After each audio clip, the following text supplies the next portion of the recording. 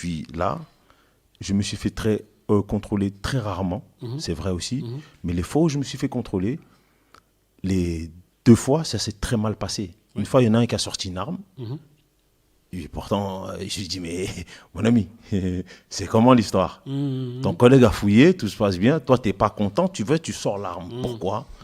Et la deuxième fois, l'histoire de toucher les parties intimes. Ouais. Pourquoi ça, on apprend ça à l'école des trucs. Moi, j'ai fait de la sécurité, on ne nous dit pas quand on fouille quelqu'un, on lui met les mains au paquet quand même. Ça vient d'où, ça?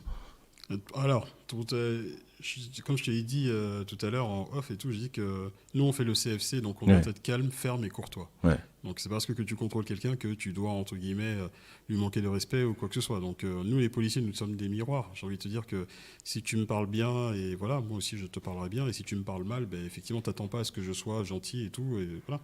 Mais maintenant, comme je te l'ai dit, un policier aussi fait son travail. Il faut qu'il explique pourquoi il fait ça. Donc, après...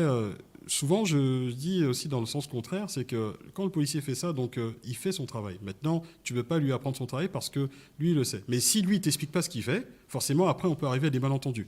Donc, t'as un jogging près du corps, il te met les mains dans les baloches. Et en plus, tu parles bien le français. Non, mais c'est pas une question de à un moment donné, excusez-moi mais c'est la vérité, c'est la réalité. C'est une réalité. Mais j'ai envie de te dire, c'est que il explique. Moi, quand je fais un contrôle, je vais, monsieur, je vais proposer une palpation de sécurité, je vais vous fouiller, etc. Est-ce que vous avez des choses dangereuses sur vous? Donc, effectivement, tu sais qu'à 99,9%, les personnes, même s'ils ont quelque chose, ils vont dire non. Donc, forcément, il faut que tu cherches.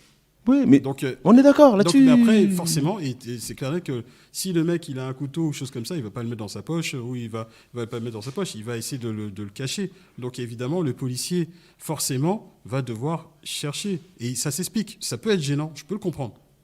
Mais encore une fois, nous ne connaissons pas les personnes à qui nous avons face.